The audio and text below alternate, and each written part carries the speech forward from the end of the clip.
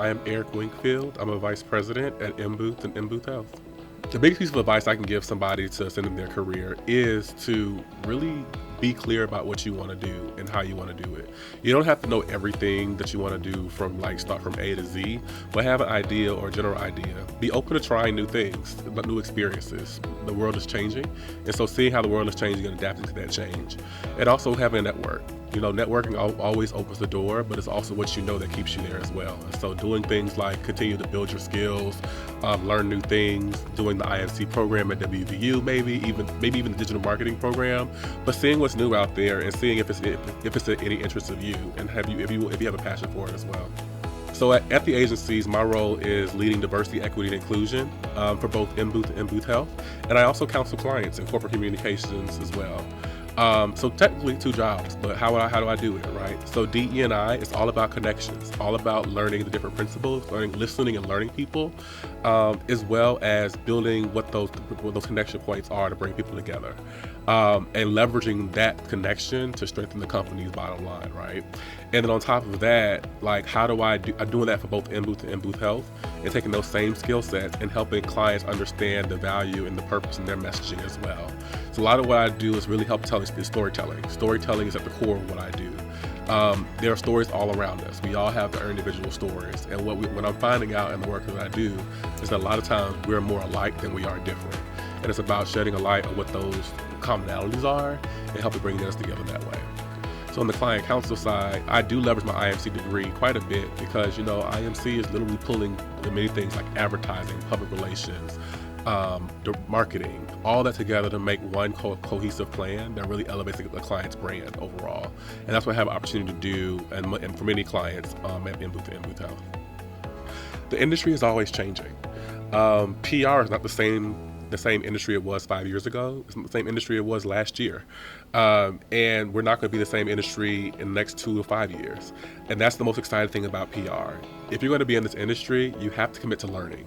And being a constant learner and a constant adapter is going to make you stand out the most. What is the new technology out there? What are the new ways to break through and penetrate messages, right? What is the new ways to connect to audiences in real, authentic ways? What do people care about? Those are some of the questions that communicators have to answer now and are going to have to answer in the future as well. And the beautiful thing about that is that's always going to change depending on the audience you're targeting and the people you're trying to build connections with. One, start by learning the different aspects you can leverage working in PR. PR is very broad, very vast. Which industry you want to work into? Because every industry requires PR, right? So whether it be technology, whether it be sports, whether it be healthcare, whether it be financial technology, no matter what it is, it's going to require, no matter what the industry is, everybody has a PR practitioner. I tell folks, my biggest piece of advice is find the industry that you're most passionate about, because that's the industry you're telling the most stories about. We're storytellers. So what are the stories that you are connected to and you want to tell? And then connect yourself to those opportunities as well. In PR, it's a joke that we say that the industry is very small. It is very true. And so starting to get out there and network and connect with professionals who are doing things that you want to do or possibly want to do is a good first step into breaking into the industry. Don't be afraid to ask questions. You'll be surprised just how vulnerable and open people may be to give advice and even show you what their journey was like so you can figure out what your next steps are as well. Listening. That's the most important skill that anybody can have in this industry. Yes, we're storytellers. Yes, we can message things. Yes, we can put on events. Yes, we can counsel.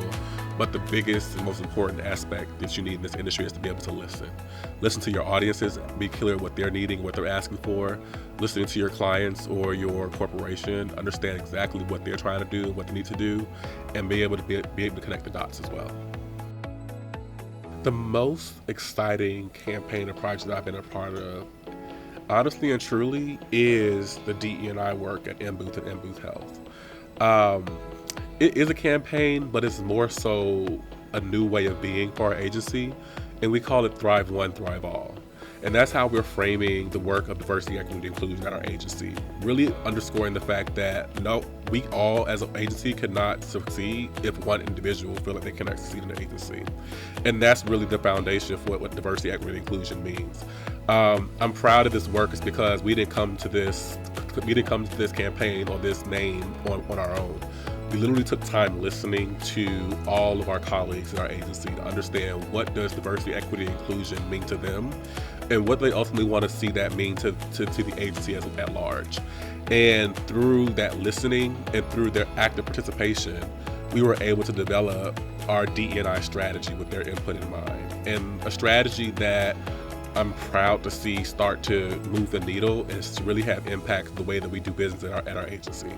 And so that's actually the most rewarding thing in the rewarding campaign I've actually worked on in my career. Thrive One, Thrive All. How is the master's degree going to help you advance in the way you want to advance? Many people assume that just because they have the letters MS or MA or MFA behind their name, that they're automatically guaranteed to move up or succeed. But it's not until you strategically look at the degree program and seeing how it's speaking to what exactly you want to do in your career and how it's going to be a tool or asset to have a deeper understanding to be able to do what you want to do. That's when you're going to be able to unlock and be able to really leverage and use your degree.